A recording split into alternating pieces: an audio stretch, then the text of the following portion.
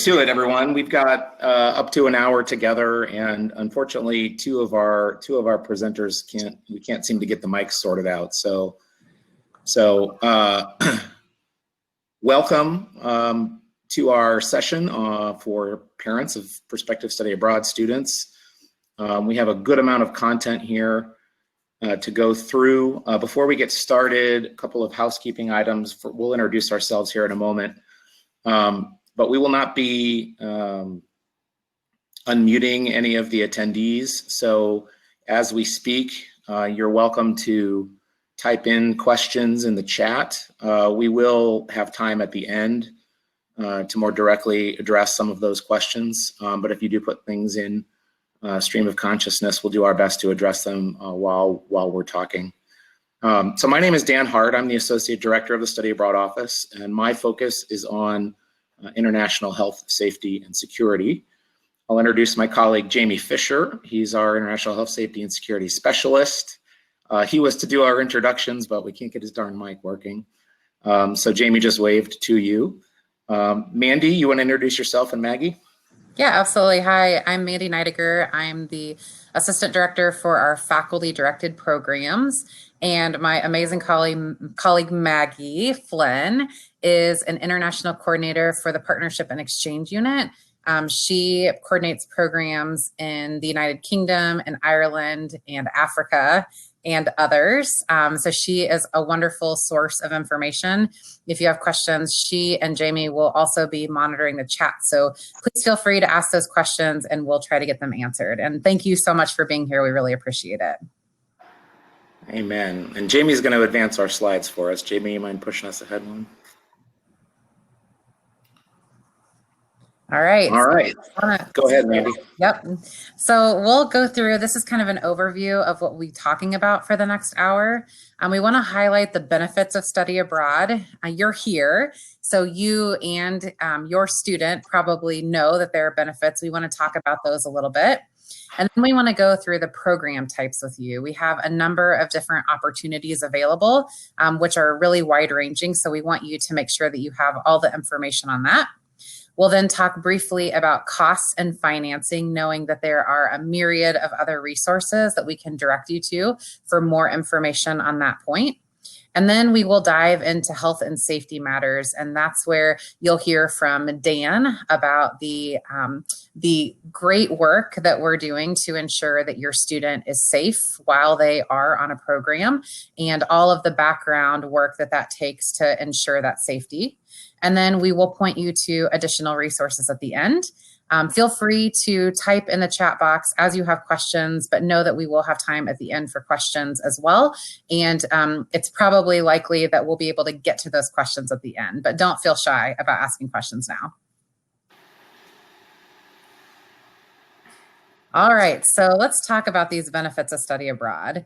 The first benefit that we want to talk about is the academic benefits of the program. So the academic benefits are really important.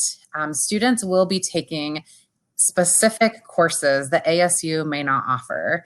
This is really great because students can go to another university or go to a different country and they can take classes that count towards ASU credit, that they get ASU credit for, but that may be having a completely different context or give them a unique perspective on their major or their minor or their certificate, but knowing that students have all of these different opportunities.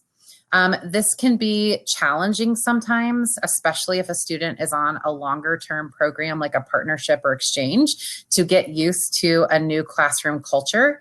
There are a lot of different ways that academics are handled depending on the country that you are taking classes in. And so this could be a challenge for your student, but we believe that it's a worthwhile challenge as students are able to learn and grow and become more independent and hone those problem-solving skills. And we also want you to hear, and we want your students to hear, that we are with you, with your student through every part of what is the word I'm looking for? The process, there's the word, it's 5 o'clock. So if a student has issues or questions, know that they can always reach out to us for support. There's also support on the ground as well. Another benefit is professional benefits. These programs I've kind of alluded to already. When students study abroad, they are able to make connections with new people.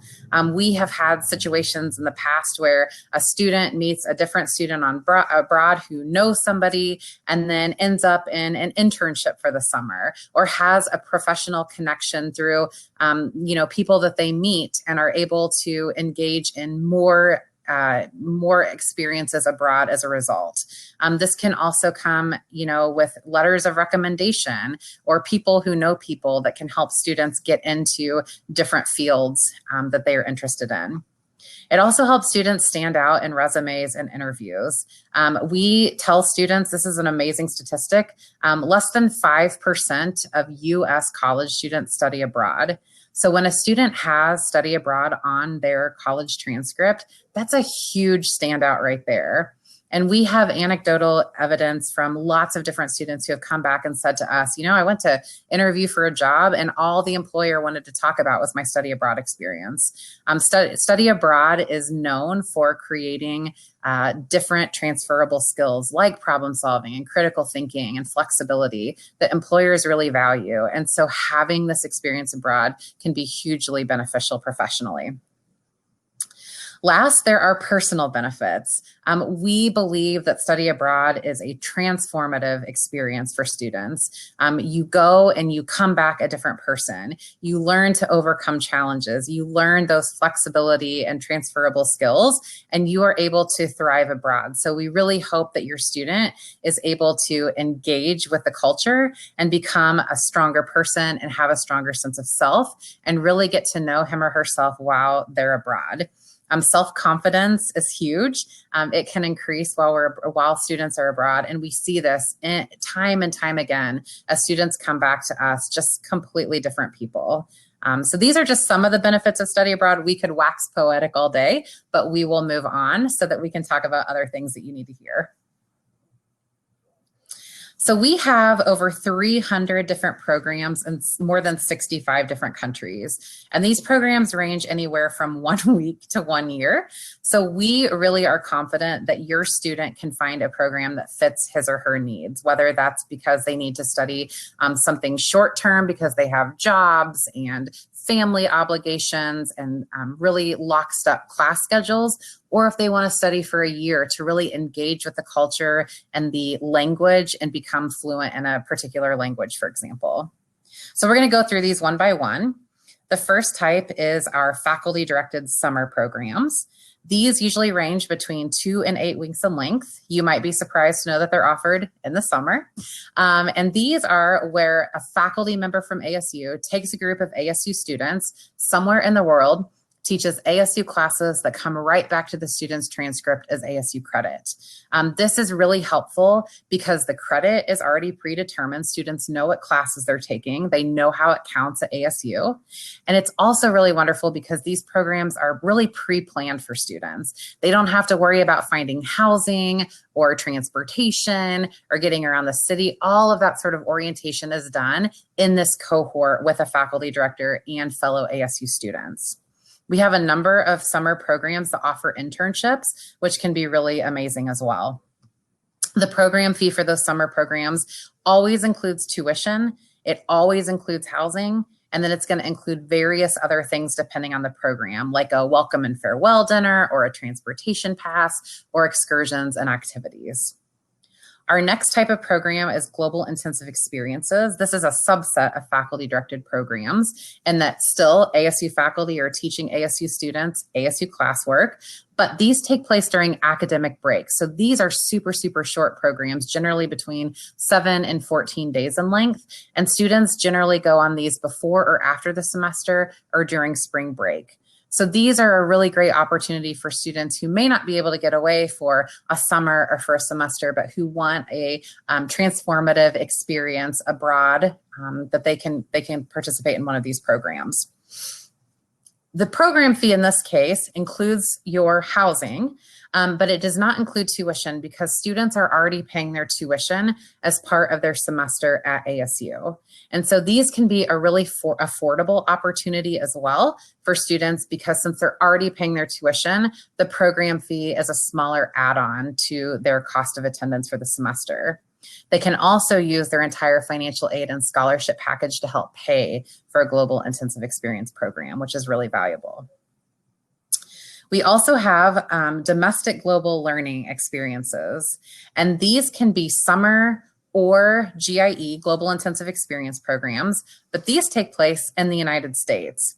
And what we've done is we've really seen growth in the area of domestic global learning or DGL programs because we are still focusing on global themes in the study abroad office.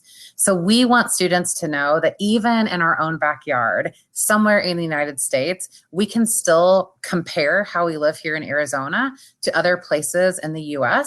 And we can also see those global themes emerging. We don't have to go abroad to be transformed by these experiences. And we're offering more and more DGL programs in places like Washington, D.C. and Los Angeles and Hawaii.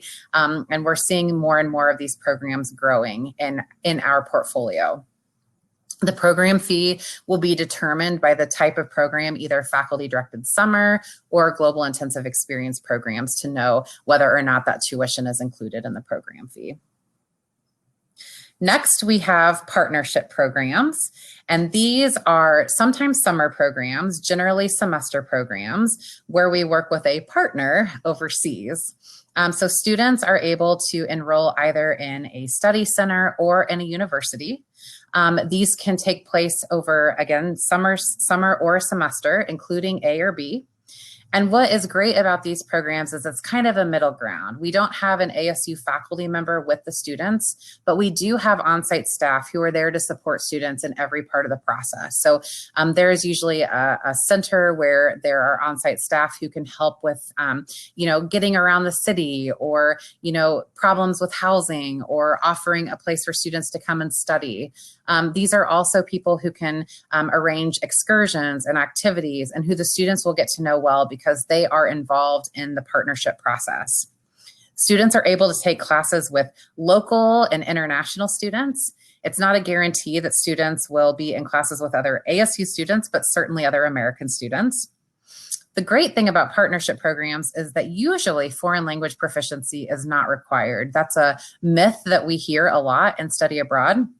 That, oh my gosh, I have to be able to speak the language if I'm going to go abroad. And the reality is that many of our programs are still taught in English, even if the host country's language is not English. Again, in partnership programs, we have internship opportunities available and some really awesome flexible programs like the CIEE Open Campus program, where students can go from country to country every 6 weeks, experiencing a different culture of study abroad, which is really amazing. The program fee covers tuition, almost always housing, unless they're going to Australia, New Zealand, health insurance, and then excursions and various other programmatic costs. And once again, because these are tied to a semester, students are able to use their entire financial aid and scholarship package on these programs. And last of all, we have exchange programs. Exchange programs, we would say, are the most immersive and the most culturally impactful programs, perhaps. We have some summer programs, but a lot of our programs are semester and year long. These are really an opportunity for students to develop a lot of skills because they are very independent.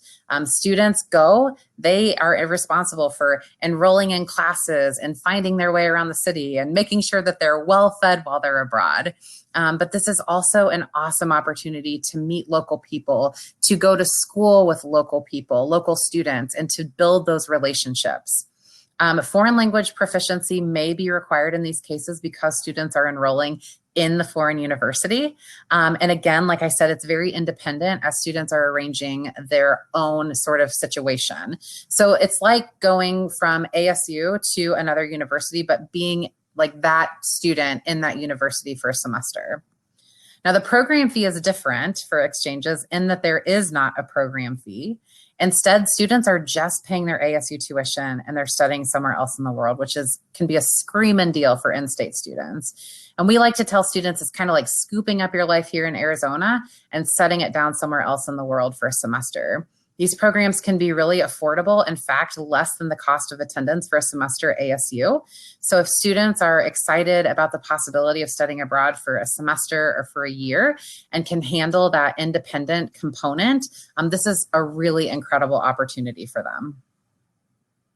So we've been talking a little bit, I've been alluding to cost. And so we want to talk a little bit about cost for us. And so this is what you're going to see as a cost sheet. Up at the top here, you'll see a link for the cost sheet, or you can click. So that would be for a semester or a partnership or exchange program. Or at the bottom with the arrow, you see the program costs. If your student is looking for a faculty directed or a global intensive experience program, they will find the cost sheet embedded there. And what we do is we show the billable items, which is the program fee that the study abroad office charges, and a few other administrative costs, and the non-billable items, which include things like airfare and personal expenses and often meals. So we want students to know what the study abroad office will be charging their My ASU account, but we also want students to know what their overall cost of attendance might look like. Those billable items are definites. Those are actual charges. The non-billable items are estimates. So we can't guarantee what a student is going to spend. If a student needs 5-course meals every night, they're probably going to spend more than we've estimated in meals. But if they're frugal and eat picnics in the park and cook in their apartments, they might spend less than we've estimated. So just estimates that can be variable, but it helps a student get a sense of what their overall budget should look like. The cost sheet is available for every single program that we offer. And so we want students to know their costs before they're committing to going on a program. And if you have any questions about those cost sheets, students can feel free to reach out to the international coordinator who is assigned to that program. They have the best and most up-to-date information. All right, moving forward. Fun fact, students at ASU received over $1.4 million in study abroad scholarships last year. I'm not talking about your financial aid and scholarship package. I'm talking about scholarships specifically designed for study abroad. So this kind of busts myth number 2 that we like to talk to students about, which is that study abroad is not affordable. There's a lot of money out there for study abroad. Students just have to find it. So we offer financing your study abroad workshops every other week via Zoom that students can log into and learn about how to fund their program using financial aid, scholarships and grants, and community-based funding. We also offer specific scholarships in our office, including $1,000 and $500 travel grants, $2,000 diversity scholarship, $4,000 scholarships for internships, and $2,000 to $3,000 scholarships for students who are Arizona residents. And we offer a lot of money through our office, and we encourage students to apply for all of those opportunities. Colleges and departments on ASU's campus also offer scholarships. And then we also have national scholarships and partnership scholarships. So if your student is looking for a partnership program, we have partners who are giving us a lot of money, and students are able to apply for those funds as well. We also have information on our website about crowdsource funding and community-based funding so that students are kind of using a 3-pronged approach to be able to afford study abroad.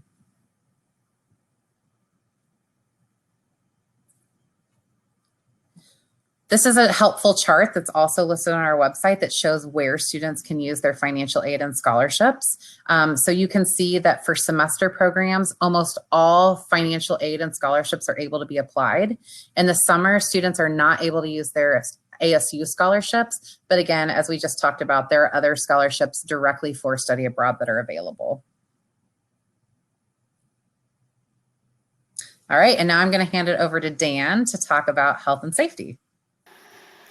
Well, thank you so much, Mandy. All right, everyone. So as I mentioned, I'm the Associate Director of International Health, Safety, and Security.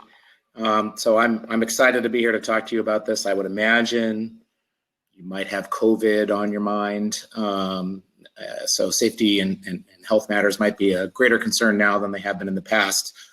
So here's what we're going to talk about in these next few minutes. We'll talk a little bit about things that we're doing to prepare for study abroad, things that we do to support students who study abroad, resources that we provide to them. I will talk about kind of what we're doing in this COVID-19 landscape. And then we'll talk a little bit about how we talk to your students about what to do in case of an emergency, just so you have a better sense of how your students are supported. Jamie, if you want to go ahead.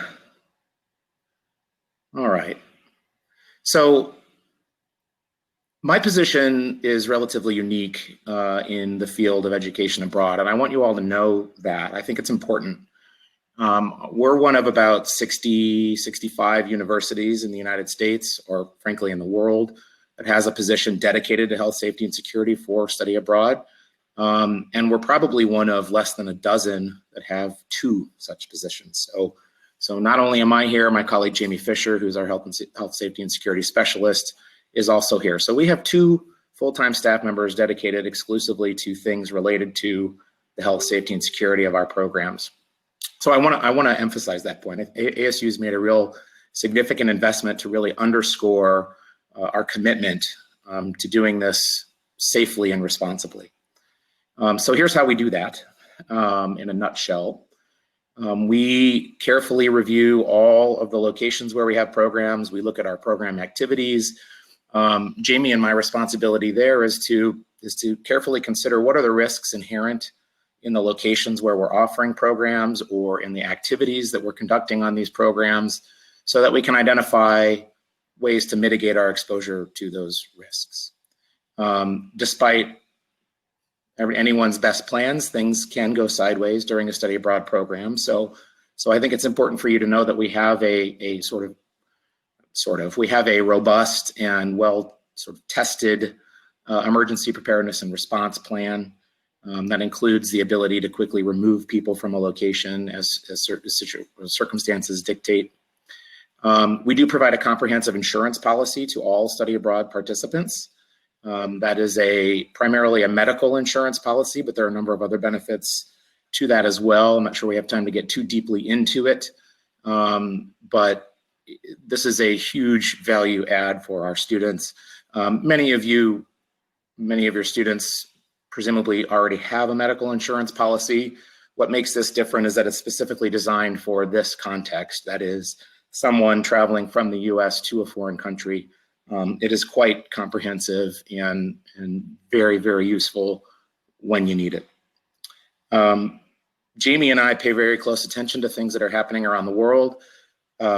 We monitor not only publicly accessible sources of information like the news media or the US State Department or the CDC, but we also have contracts with private intelligence sources that feed us real-time information. So, you know, every morning I wake up and read about all the bad things that have happened in the world so that we can get to work and ensure that we don't expose our students to those risks.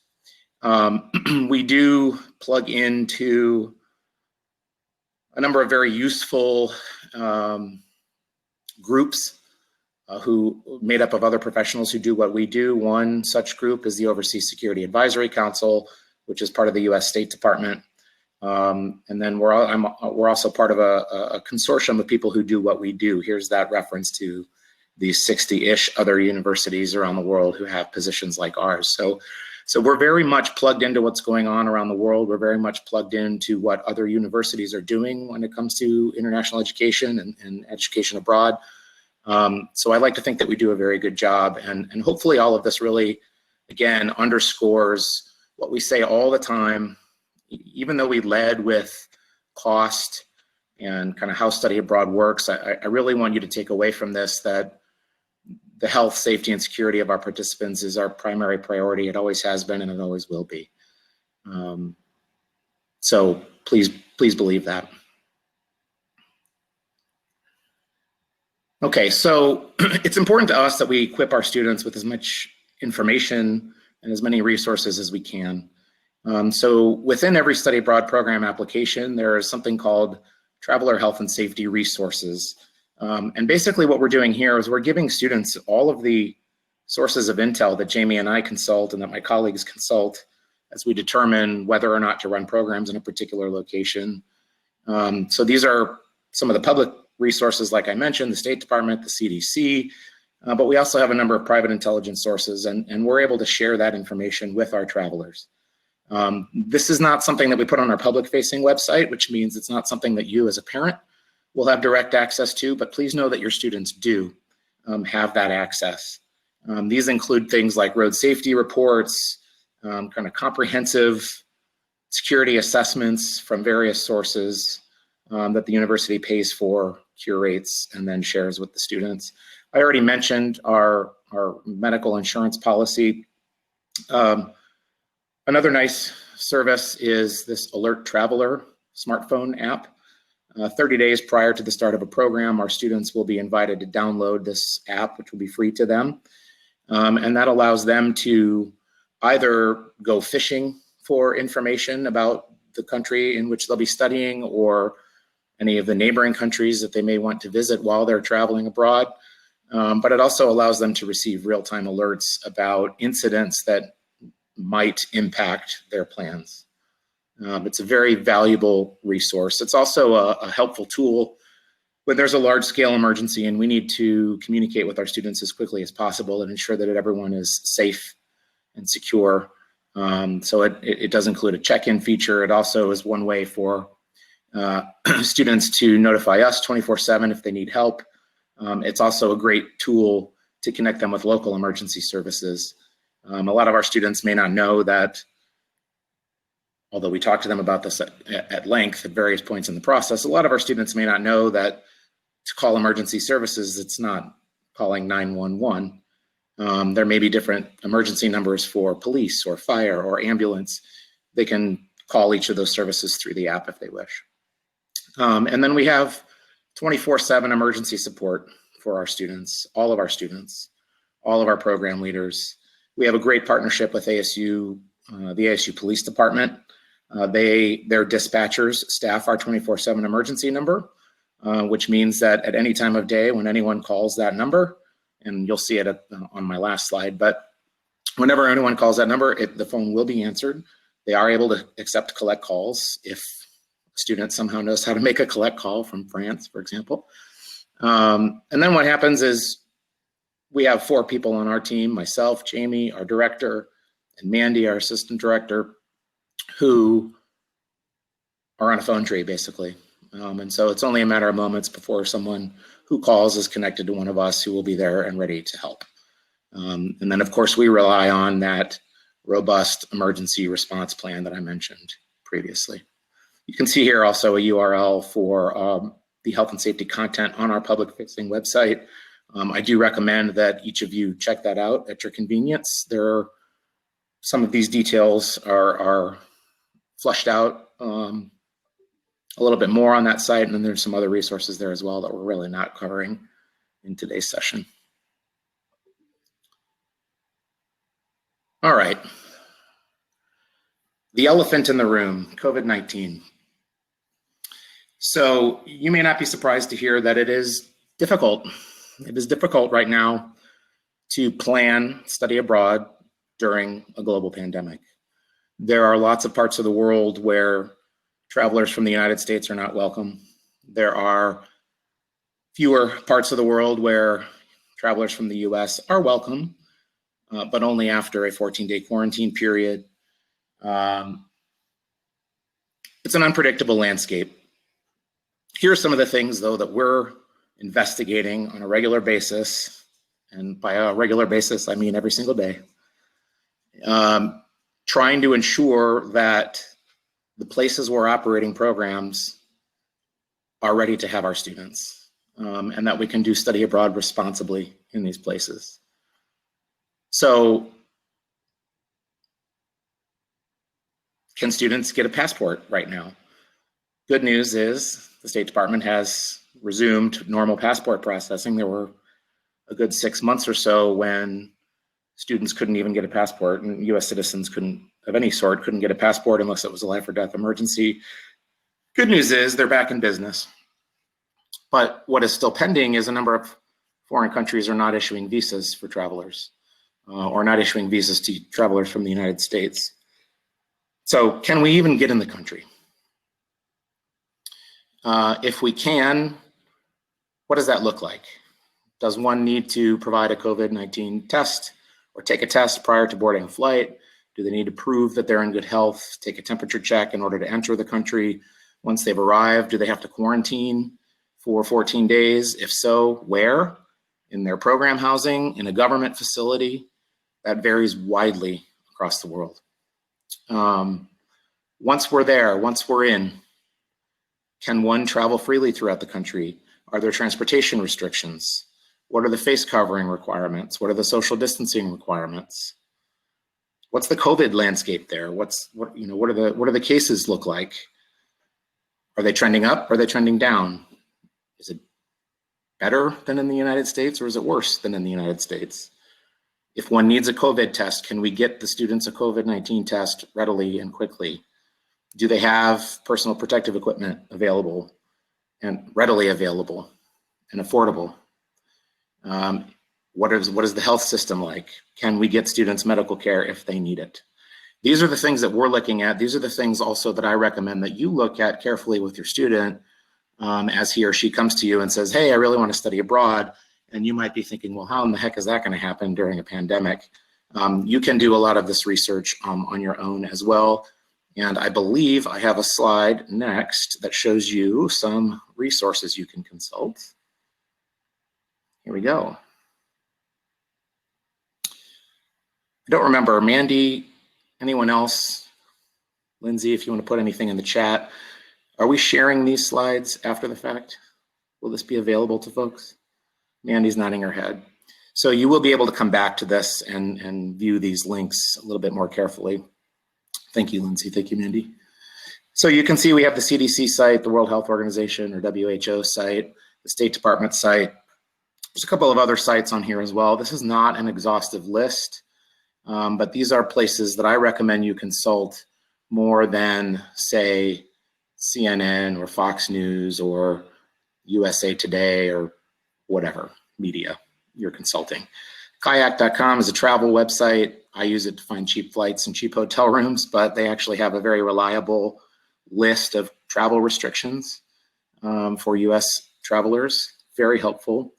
IATA is a travel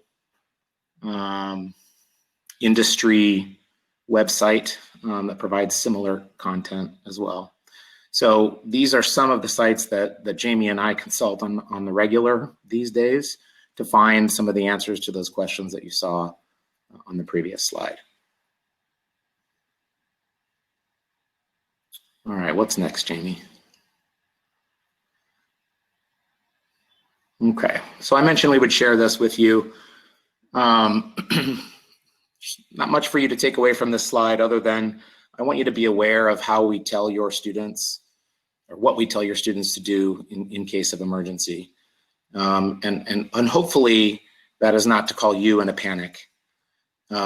It's to call local emergency services and immediately get the help that they need. We invest a lot of time and effort and resources into preparing the students prior to travel so that they know what those local emergency numbers are, so that they know how to reach their local contacts, whether it's their faculty director in the case of a summer faculty directed or global intensive experience program, whether it's the partnership program, sort of student support team that is available to them 24/7, or whether it's our counterparts at an international office within a foreign university.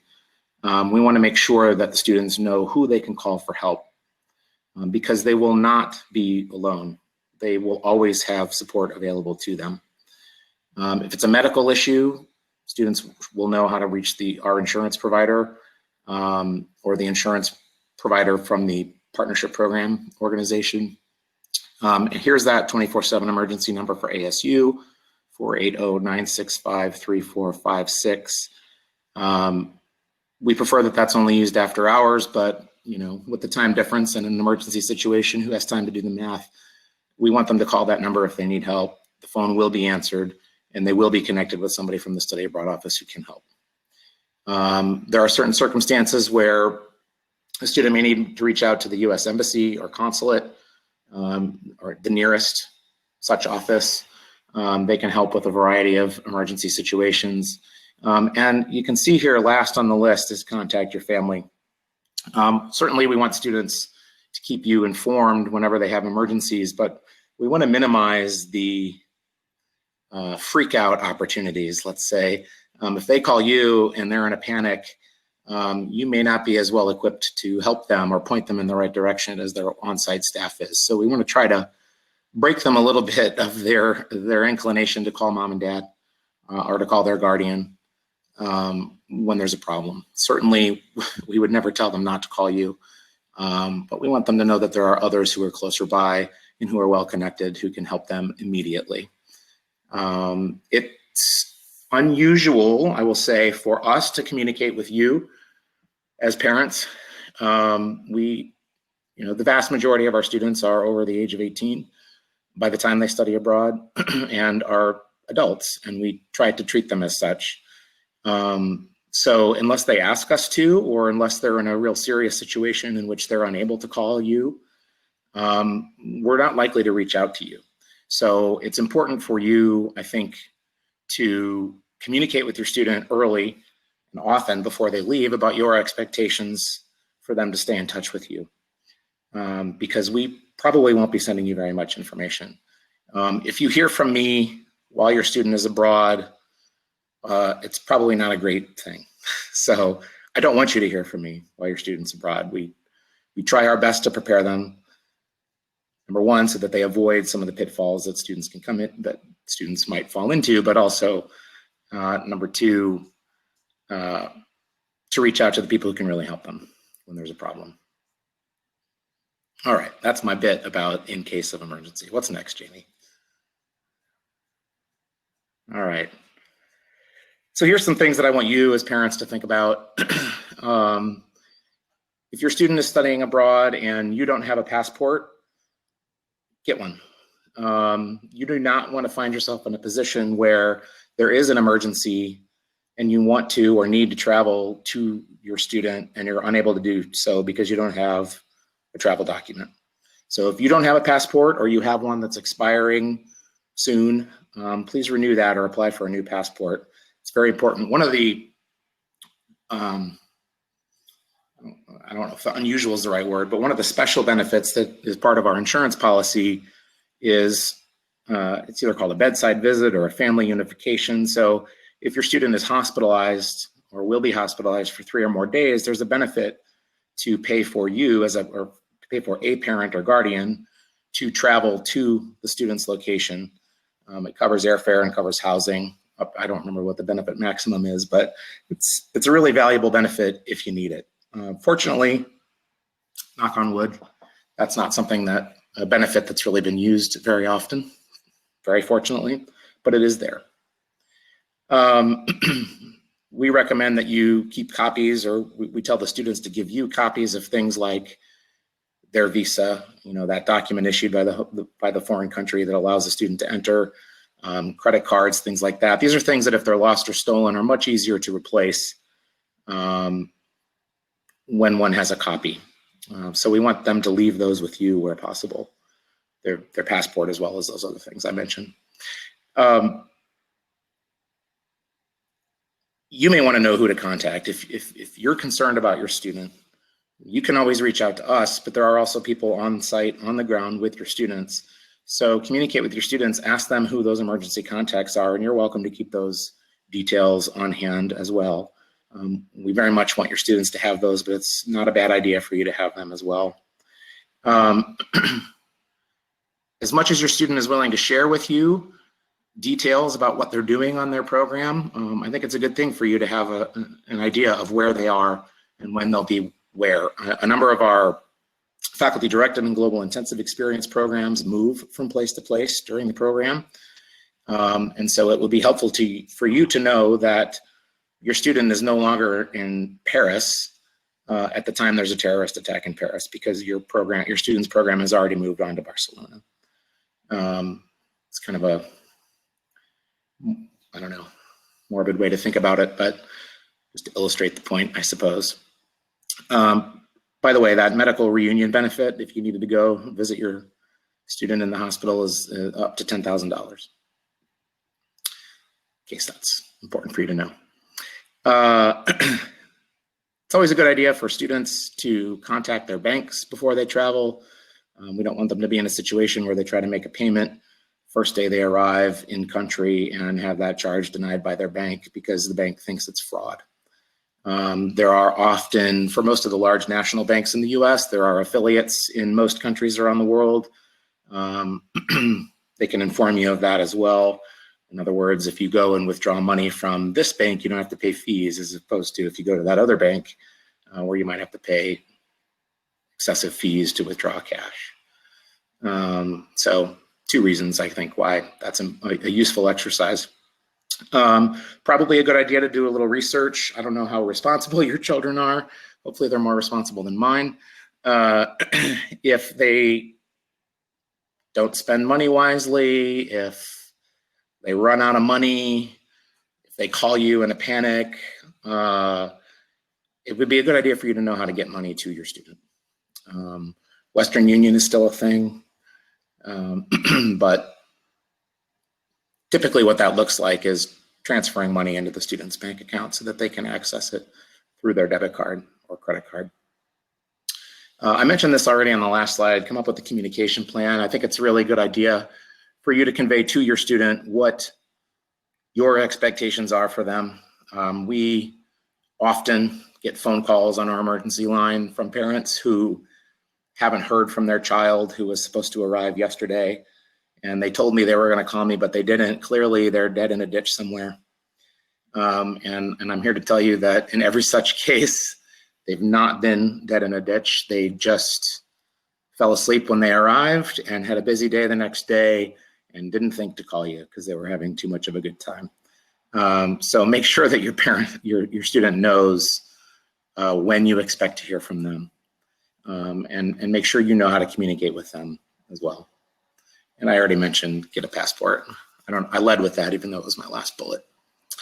I think those are the end of my slides. I don't know that I saw any questions come in the chat along the way, but these are the end of our prepared remarks. So if you have no questions and don't care to hear us respond to other people's questions, you are free to go on your way. I do encourage you to visit this website for parents on mystudyabroad.asu.edu/parents. It's here on the slide. Our colleague Lindsay also just put it in the chat for you. Feel free to explore that at your convenience as well. I will stop talking to fill the silence, and let's just see if anyone has any questions. The chat is the way to convey those questions to us, so please feel free to type away if you do have questions. If you don't, I hope you found this useful, both in terms of our overview of what kinds of programs are available, how the funding works, what we're doing in terms of health, safety, and security, the resources we provide to your students related to those matters. I hope we hit on the things that you wanted us to talk about. And until somebody poses a question, I'm going to assume that we did touch on what you wanted. Mandy, reflecting back on your slides, was there anything you wish you had mentioned or forgot to mention? I don't think so, but I can answer Cheryl's question about how competitive the programs are. This depends on the program type. Generally, with faculty-directed and global intensive experience programs and the domestic programs, these are offered, students are accepted on a rolling basis. There are a few exceptions to that, but generally as students apply and meet the eligibility requirements, they're accepted. With partnership programs, some of them are very popular and there might be limited spaces, but generally on provider programs, partnership programs, there are spots for students. Exchanges are where we see the most competition for programs because we are sending the same number of students to that foreign university as that foreign university is sending to us. And so we need to keep our balances the same, which generally means we have maybe 2 or 3 spots for exchange students. And so if it's a really popular exchange, we might have a lot of students applying for those 2 or 3 spots. So most of our programs aren't overly competitive. There is an indication on each web brochure if there is high program competition or if it's not very competitive. So you'd be able to gauge from our web brochures as well, depending on the program that you're looking at. Yep, I was going to chime in and add that. Maggie, if there's anything else you want to say about program competitiveness, feel free to put something in the chat. But yes, there is like a bullet point on each of the brochures that indicates the competitiveness, and you will find that relatively few are highly competitive. Most programs can accommodate qualified, eligible students who wish to participate. I can go ahead and take the next question, Mandy, if that's all right. And that question was, do you suggest we direct the student to the study abroad office or to their advisor in their department to determine which programs are the best option for them? I'll start, but probably should let you answer it, Maggie, or Mandy, since you focus on this a bit more than I do. But a couple of things to know about this. On each brochure page, there is a list of the courses that are offered. For our faculty-directed summer programs and our global intensive experience programs, those are all ASU courses. And so if there are questions about what good do those ASU courses do me in terms of fulfilling my degree requirements, that's a good conversation to have with an academic advisor. One can also, though, search our website by ASU course. There are a few different ways to do that, either by course prefix or number, but also by general studies designation. So if a student needs to take a quantitative, course in order to fulfill a particular degree requirement, one could search for programs that offer a quantitative course based on that special general studies designation. In addition, we have a number of study abroad by major guides. Mandy, how many of those do we have now? Something like 100, probably a little less than 100. And where do we find that? Under the ASU students menu on the website? Yeah, I can send a link to that. Perfect. Excellent. So the idea with these major guides, right, Mandy, is it's sort of, okay, biology major, you want to study abroad. Here's why we think that's important for you to do that. And that messaging is coming from the college or in the department. Here's a recommended time in your 4-year program to study abroad. And here is a list of recommended programs for you. So those are very useful tools. So we can search for programs by course. We could search for programs by subject availability. I didn't mention that earlier, which are more broad designations. If I want to take a engineering course, for example, you can search that way as well. But then we have these very useful major guides. So if your student's unsure where to start, they can either start with their advisor or with the study abroad office. We'll talk to them about different things, but they'll be able to piece it together pretty easily. There was another question that came in that Maggie answered, it looks like, about internship programs. That's another search parameter, as Maggie mentioned. There's a field that says internships available, yes or no. And those internships are offered on I guess not on global intensive experience programs, but otherwise all of our other program types could have internships available, or service learning opportunities as well, which is a growing area of interest for our students.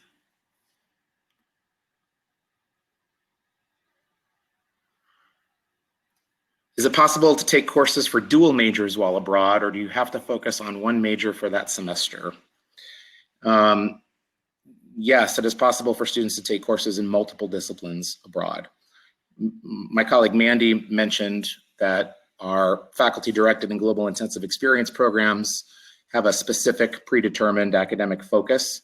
And those are usually, although we do have some multidisciplinary courses, students are usually, Mandy, right, sort of honing in on one of those disciplines, typically. Maybe, maybe not.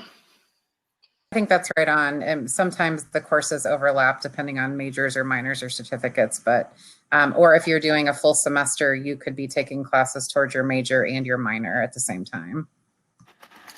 On a partnership or exchange program, those programs are typically offered to students in any major. Some courses, some majors will have much more flexibility than others in terms of the number of programs they can choose from and the number of courses in those subjects that are available on those programs. But in general, particularly with exchange programs, when students are matriculating at a large university overseas, they'll have access to most of the courses that are offered at that university. And so students could, students could go to France and take Spanish language courses, for example. Or they could go to the UK and take engineering courses and biology courses and a literature course. So given the wide range of programs and the different program structures, we are highly confident that your student can do work on this program that's going to count for something. We do not want this to set them behind.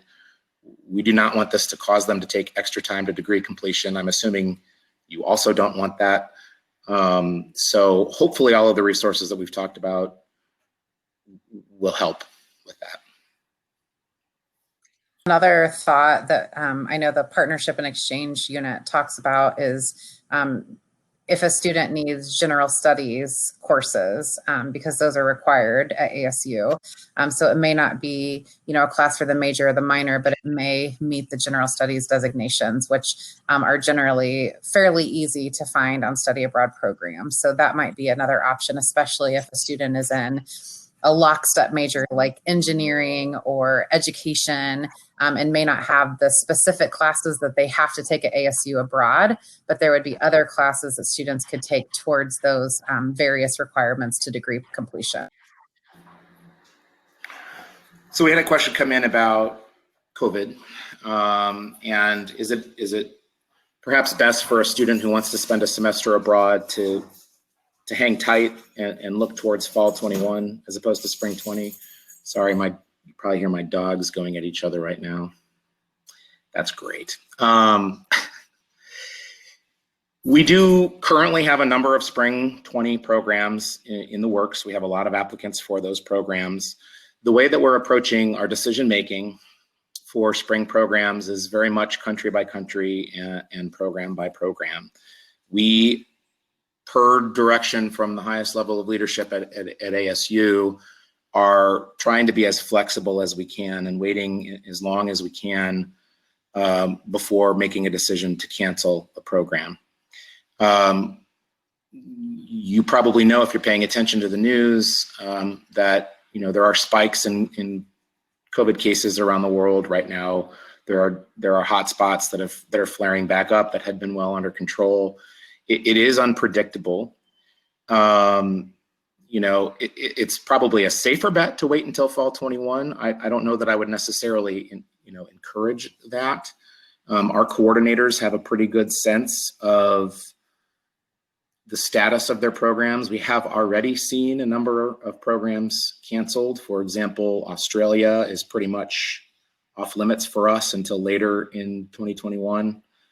So those programs have been canceled. I expect that our spring programming will probably be limited to a handful of countries, because at the moment, most countries are still off limits to US travelers. We want to make those decisions prior to significant financial commitment deadlines for student participants. But frankly, what we're seeing is our partners making those calls before we do. So, Maggie, you're welcome to type anything in if you have any other thoughts about that. But it's probably a lower risk proposition to look ahead to fall 21. But if spring 21 fits better into the student's planning process and degree plan, it's not a bad idea for them to start the process now. That's sort of a punt on your question. But that's what I could come up with.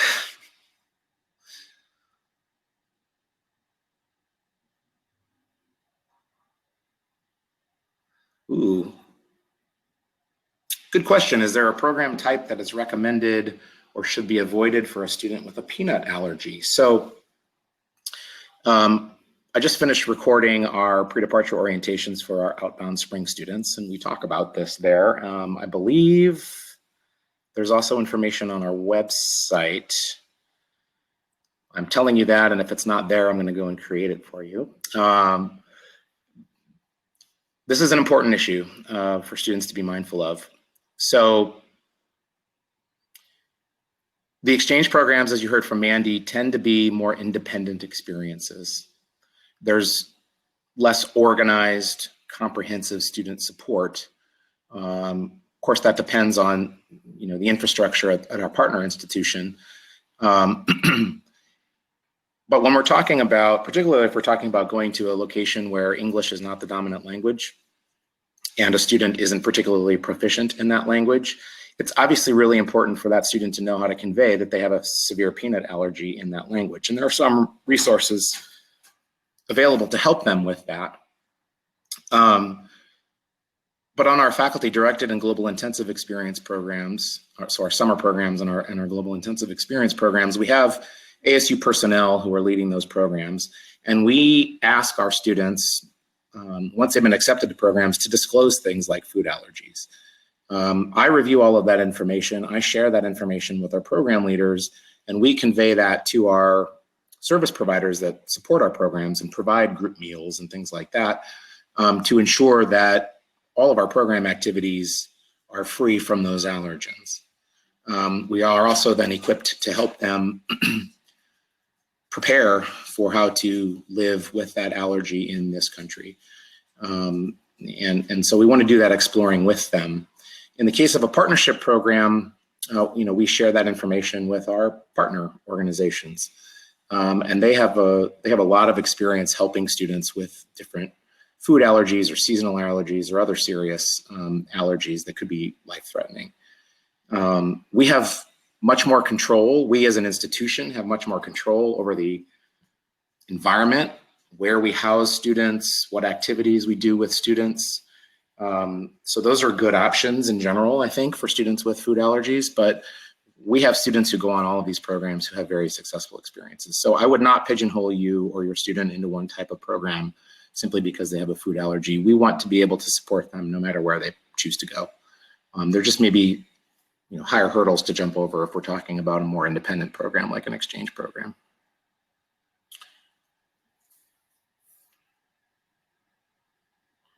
I think that brings us to our time. I can't see if someone's in the middle of typing. You're welcome, Cheryl.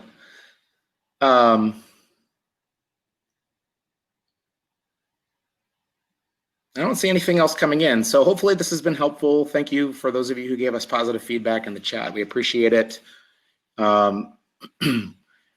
Maggie has provided in the chat a link where you can find more details about all of our international coordinators, and you can reach out to them. Your students can make appointments. We are doing all of our appointments via Zoom these days, and frankly, as far as I can see into the future, that will continue.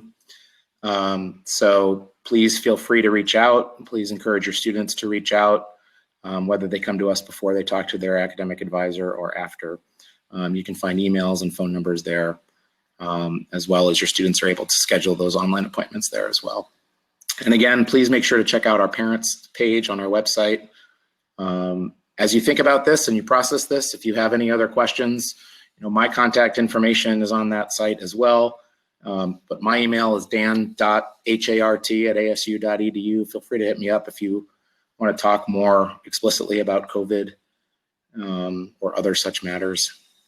Otherwise, thank you so much for joining us. This is my first experience with this technology. Hopefully it worked well for you. I apologize that two of our colleagues who are going to present with Mandy and I were unable to do so because of audio issues. But hopefully this came through okay and was useful. Thank you, everyone. I don't know where you are, but it's 6 o'clock here in Arizona and it's time for dinner. So if that's the case for you, have a good evening. And we hope to support your students really soon.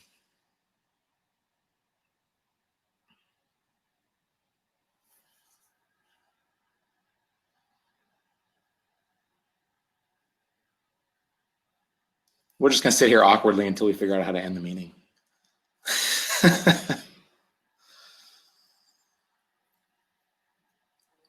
Maggie, did we do you justice?